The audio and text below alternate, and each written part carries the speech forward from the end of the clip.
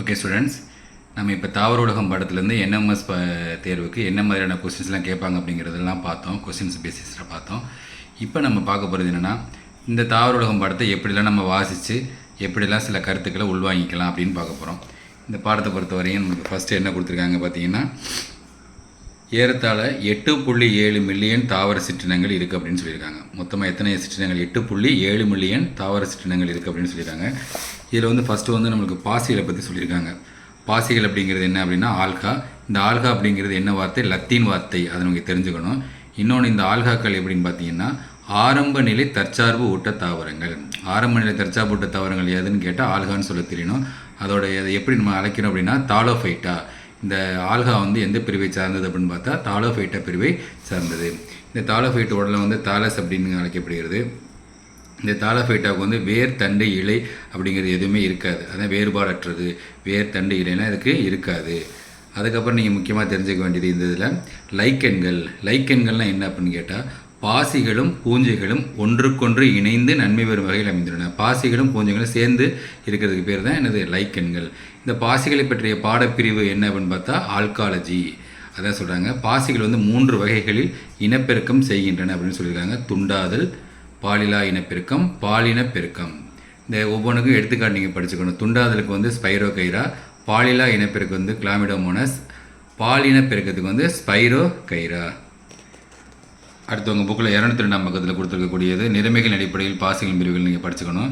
அதில் நீல பசும் பாசிகள், பச்சை பாசிகள், பழுப்பு பாசிகள், சிவப்பு பாசிகள் அப்படின்னு கொடுத்துருக்காங்க. அதில் நீல பசும் பாசிகள் சைனோஃபைசி, பச்சை குளோரோஃபைசி, பழுப்பு பேயோஃபைசி, சிவப்பு ரோடோஃபைசி. இதை தெரிஞ்சுக்கணும். அதுக்கு உதாரணமும் நீங்கள் படிச்சுக்கணும். அங்கே கொடுத்துருக்காங்க பார்த்தீங்களா, ஆசிலிட்டேரியா, கிளாமிடோமோனஸ், லேமினேரியா, பாலிசைஃபோனியா அப்படி கொடுத்துருக்காங்க. கீழே ஒரு படம் அழகாக கொடுத்துருக்காங்க.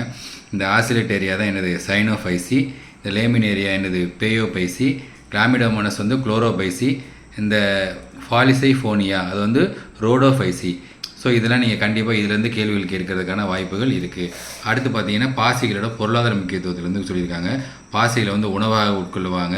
அது எது எடுத்துக்காட்டுன்னு பார்த்தீங்கன்னா அல்வா, ஸ்பைருலினா, குளோரெல்லா. உணவாக உட்கொள்ளக்கூடிய பாசிகள் என்னென்னு கேட்டால் நமக்கு சொல்ல தெரியணும். Halwa, spirulina, chlorella.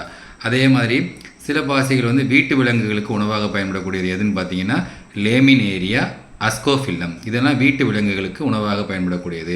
அடுத்து நீங்கள் முக்கியமாக வேளாண்மையில் பார்க்கும்போது மண்ணில் இருக்கக்கூடிய வளிமண்டலத்தை வளப்படுத்தக்கூடியது எதுன்னு பார்த்தீங்கன்னா நாஸ்டாக் அனஃபீனா. இதான் சொல்கிறாங்க. மண்ணோட வளத்தை அதிகரிக்கக்கூடிய பாசிகள் அது எதுன்னு பார்த்தீங்கன்னா நாஸ்டாக் அனஃபீனா. இதை தெரிஞ்சுக்கணும். அடுத்து அகாரகார் அப்படிங்கிறது முக்கியமாக தெரிஞ்சுக்கணும்.